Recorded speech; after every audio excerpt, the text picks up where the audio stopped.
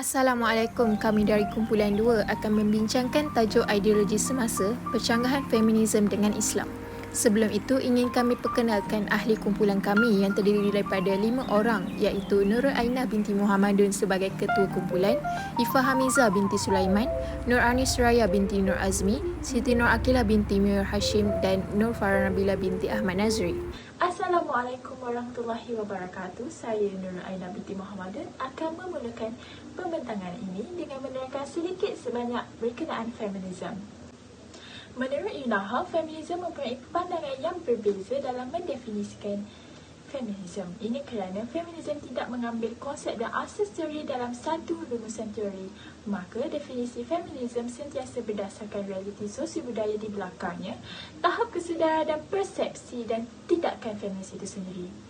Feminis telah melakukan pelbagai usaha untuk mendapatkan hak dan peluang yang sama dengan lelaki, termasuk pergerakan hak sama rata dan pergerakan pembebasan wanita.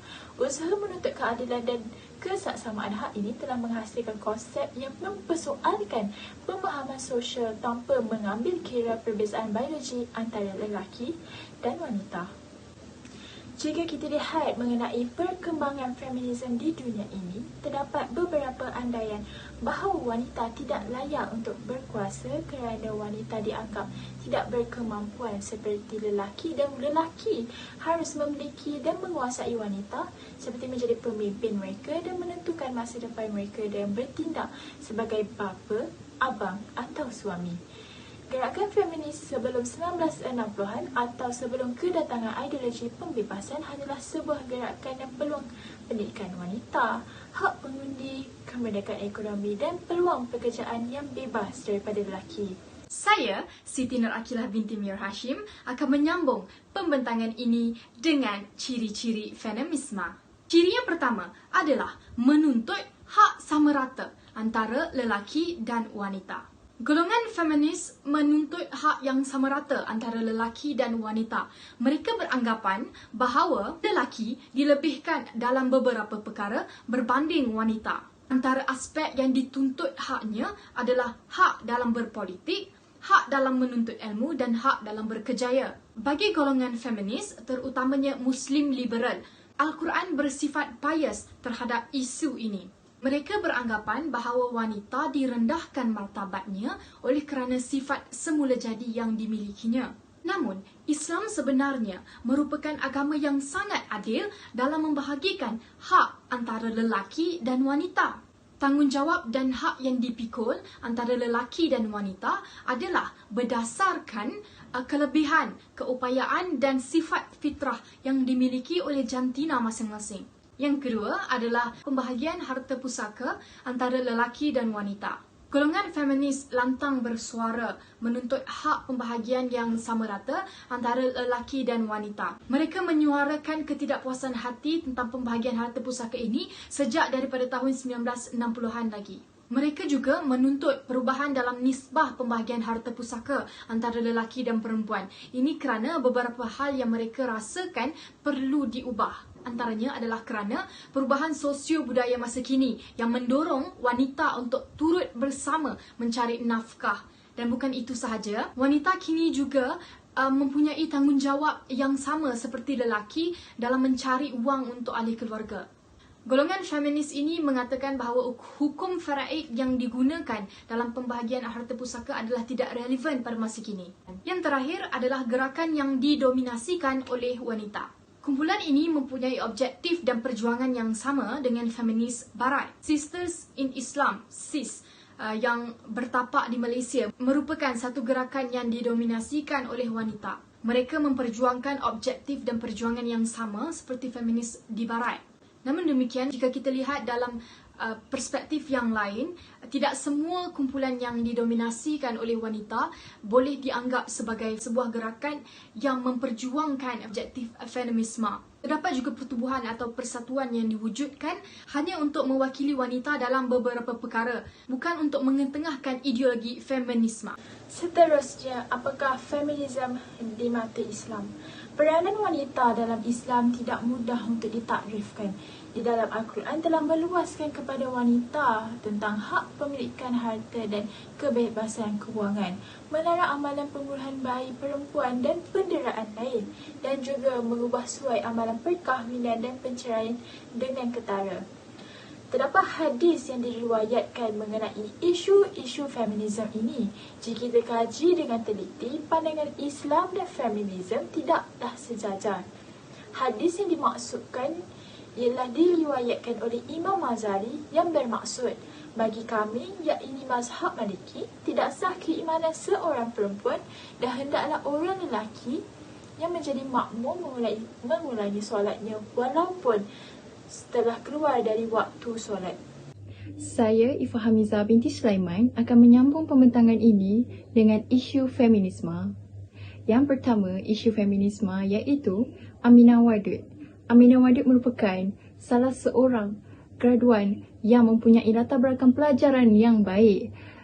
Tetapi, beliau sangat suka untuk mentafsir Al-Quran sehingga beliau sanggup menjelajahi ke tempat yang baharu untuk mendalami lebih dalam lagi maksud-maksud dan tafsiran Al-Quran. Dan disebabkan itu juga, Aminah Wadud mempunyai keputusan beliau iaitu dengan menyatakan bahawa wanita merupakan salah seorang yang patut mempertahankan hak beliau dan mempunyai hak sama rata dengan jantina lelaki. Dan menyebabkan ini juga, beliau telah membuat keputusan bahawa seorang wanita juga boleh menjadi imam untuk solat Jumaat di Eropah.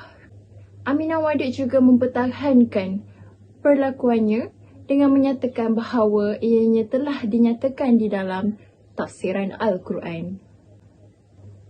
Isu yang kedua iaitu Sister in Islam. Sister in Islam merupakan sebuah organisasi yang ditubuhkan sejak dahulu lagi. Organisasi ini juga mempunyai objektifnya yang tersendiri. Perkara ini juga dapat dilihat dengan laman seseorang mereka yang telah mereka tubuhkan, dan di situ kita dapat lihat pelbagai jenis maklumat yang telah dikongsikan oleh Sister in Islam. Dan Sister in Islam ini juga memiliki buku dan juga artikel-artikel yang bercanggah dengan ajaran Islam. Seperti mana yang kita tahu, isu ini telah terjadi apabila Kerajaan Selangor mula mewartakan akta baharu yang menyatakan bahawa ajaran yang telah disebarkan oleh organisasi ini merupakan ajaran yang sesat. Disebabkan itu, SIM mula melakukan rayuan di mahkamah. Tetapi malangnya, mahkamah telah menolak kerana ini di luar bidang mahkamah sivil. Oleh itu, kita sebagai umat Islam perlulah berhati-hati dalam mempercayai sesebuah organisasi dengan melihat objektif mereka. Ramai wanita di Malaysia terutamanya yang mengadu nasib bersama dengan SIS dan juga meminta tolong mereka untuk mempertahankan hak mereka. Ini adalah perbuatan yang kurang tepat kerana SIS mempunyai objektif yang terlalu ekstrim terhadap pemahaman mereka terhadap Islam. Saya, Nur Anisraya binti Nur Azmi, akan menyambung pembentangan ini dengan tajuk kesan ideologi feminisme. Kesan ideologi feminisme yang pertama ialah kesan terhadap individu. Mereka yang mempunyai kefahaman ini cenderung mempunyai akidah yang terpesong. Ini kerana individu yang mempunyai ideologi ini akan berfikir mengikut logik akal untuk membincangkan atau memberi pendapat tentang sesuatu perkara, terutama perkara yang melibatkan kebebasan wanita tanpa berpandukan sumber utama Islam iaitu Al-Quran dan Hadis. Sebagai contoh, ada beberapa kelompok feminis yang menuduh Islam membenarkan kekerasan seperti suami memukuli isteri. Tuduhan itu dibuat oleh golongan feminis ini dengan hanya berpandukan separuh dalil dan terus melabelkan perkara buruk tentang Islam. Oleh itu, jelaslah di situ ideologi feminisme ini memberikan kesan yang buruk terhadap individu kerana mereka akan mempunyai akidah yang terpesong. Kesan ideologi feminisme yang kedua ialah kesan terhadap masyarakat, iaitu masyarakat akan jadi porak-peranda. Hal ini kerana pendapat atau isu yang ditimbulkan oleh golongan feminis membuatkan masyarakat berbahas atau berdebat dengan pandangan masing-masing, tidak kisah sama ada pandangan mereka tersebut berpandukan hukum Islam ataupun tidak.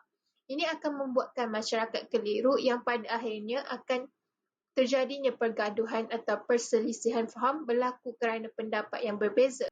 Seterusnya, ideologi feminisme juga memberikan kesan yang negatif kepada sesebuah institusi keluarga kerana ia boleh menyebabkan keluarga tersebut berpecah belah. Apabila terdapat individu dalam sesebuah keluarga yang menyokong ideologi feminisme, sudah tentu mereka akan mempunyai pendapat berbeza yang secara tidak langsung boleh menimbulkan salah faham antara satu sama lain. Sebagai contoh, apabila seorang isteri dari sesebuah keluarga Islam merupakan seorang feminis, dia akan berfikir bahawa dia bebas dari segi berpakaian tanpa membaksikan ajaran Islam yang menuntut umat Islam untuk menutup aurat. Jika sesuami menegur tentang cara berpakaian, ia akan mengeluarkan hujah berpandukan logik akal tentang kebebasan dan hak dia untuk menentukan cara dia berpakaian. Tidak pelik jika dari satu isu pakaian tersebut akan disusuli isu-isu yang lain kerana memang sifat feminis ingin memperjuangkan hak dan menuntut kebebasan mereka sebagai wanita dari aspek apapun. Situasi tersebut akan memecah belahkan keluarga dan berkemungkinan perceraian akan berlaku. Kesan ideologi feminisme yang terakhir ialah kesan terhadap negara. Ini merupakan impak yang paling terbesar kerana ideologi feminisme ini boleh menyebabkan kesejahteraan negara tergugat. Hal ini kerana apabila ideologi feminisme tersebar dengan meluas, kemungkinan akan berlaku rusuhan kerana lebih banyak pendapat dan hujahan didengar oleh setiap individu yang pada akhirnya menyebabkan berlakunya rusuhan sebagai platform untuk golongan feminis ini menuntut hak dan kebebasan mereka. Contoh rusuhan yang berlaku melibatkan feminis ialah rusuhan yang dipanggil sebagai 2017 Women's March. Jelas pada namanya, rusuhan itu berlaku pada tahun 2017 di hari pelantikan Donald Trump sebagai Presiden Amerika Syarikat yang baharu. Rusuhan itu diadakan bertujuan menyokong kesamarataan jantina, hak sivil dan isu lain. Oleh yang demikian, ideologi feminisme ini memberikan kesan yang buruk terhadap 4 golongan ini iaitu individu, masyarakat, institusi keluarga dan juga negara. Saya juga akan menyambung topik seterusnya iaitu hubung kait antara ideologi feminisme dan liberalisme. Feminisme dan liberalisme adalah kefahaman yang terhasil daripada kefahaman humanisme barat. Ianya wujud kerana manusia mula menolak kekuasaan Tuhan dan hanya fokus pada kehidupan duniawi sendiri terutama masyarakat barat. Feminisme dan liberalisme mempunyai konsep yang sama iaitu kebebasan. Cumanya, feminisme merujuk kepada kebebasan kaum wanita manakala liberalisme lebih menunjuk kepada perjuangan kebebasan human rights yang merangkumi hak-hak peribadi atau cara hidup. Tambahannya, kedua-dua fahaman ini terlahir daripada masyarakat atau individu yang menginginkan kebebasan tidak kira dari segi apapun. Namun mereka berpaksikan pemikiran manusia, bukannya dari segi agama atau undang-undang. Bagi mereka yang beragama Islam, mereka akan mengenepikan sumber utama Islam iaitu Al-Quran dan Hadis. Kesimpulannya, semua ideologi atau kefahaman yang wujud seperti feminisme dan liberalisme merupakan fahaman yang tercetus dari kefahaman humanisme. Ianya berkait antara satu sama lain kerana mempunyai konsep yang sama iaitu perjuangan untuk menuntut kebebasan. Saya Nofar Nabilah binti Ahmad Nazri akan menyambung pembentangan ini dengan cadangan penyelesaian. Saya akan menerangkan tentang peranan NGO Islam dan peranan mahasiswa Islam dalam menangani agenda feminisme. Peranan NGO Islam dalam menangani agenda feminisme. NGO memainkan peranan besar terutama dalam sektor yang tidak dapat dipenuhi dengan perkhidmatan kerajaan. Ia disebut sebagai sektor ketiga yang membantu menyelesaikan masalah negara dan menangani pelbagai keperluan sosial termasuk isu feminisme di kalangan rakyat. Banyak peranan NGO Islam dalam menangani agenda feminisme di Malaysia seperti melaksanakan program pendidikan dan sosial yang bertujuan memastikan kesedaran dan kepekaan dalam mempertahankan jati diri wanita muslimah. Pada masa yang sama mendedahkan wanita muslimah terhadap agenda asing seperti feminisme yang boleh mengganggu proses pembangunan jati diri itu sendiri. Sebagai contoh NGO Islam yang terlibat secara langsung dalam usaha menolak agenda feminisme di Malaysia ialah Wanita Ikatan Muslimin Malaysia, Wanita ISMA, yang menjadi benteng mempertahankan wanita Islam daripada dihasut dengan dakwah pemikiran barat. Antara usaha mereka adalah dengan memberikan pendidikan, kesedaran serta penjelasan melalui Konvensyen Wanita Islam Nasional, Konwanis, Usrah Wanita, kempen mulia wanita dan sebagainya. Pada masa yang sama, tindakan wanita Islam menggunakan sosial media sebagai medium untuk menyebarkan kebenaran bagi menentang agenda feminisme adalah satu langkah yang bijak. Tuntasnya, NGO seperti Wanita Islam turut memainkan peranan penting dalam menangani isu gerakan feminisme di Malaysia. Peranan mahasiswa Islam dalam menangani agenda feminisme. Peringkat institusi pengajian tinggi merupakan medan utama perjuangan reformisme, usaha intelektual diskurs yang berbentuk cabaran dan penjelasan tentang isu baris gender dari sudut perspektif Islam telah dilakukan secara meluas, sama ada dalam bentuk penulisan ilmiah, kajian terhadap isu lapangan dan ceramah-ceramah akademik. Hal ini secara langsung telah meningkatkan kesedaran di kalangan mahasiswa yang diharapkan akan mempengaruhi masyarakat awam dengan cara yang lebih berkesan. Sebagai penutup, diharapkan mahasiswa institusi pengajian ini menjadi intelektual ummah dan pemangkin utama untuk membawa lebih banyak perubahan positif pada isu gender ini ke dalam masyarakat. Secara kesimpulannya, status wanita adalah derivatif dan sekunder. Oleh itu, kewujudan wanita hanyalah instrumental dan tidak mempunyai makna asas. Mengikut fitrah manusia, tidak ada perbezaan antara lelaki dan wanita kerana wanita mempunyai hak yang sama untuk menentukan masa depan mereka sendiri sebagaimana kaum lelaki. Adapun perbezaan antara keduanya, ia tidak mencacatkan fitrah manusia itu sendiri.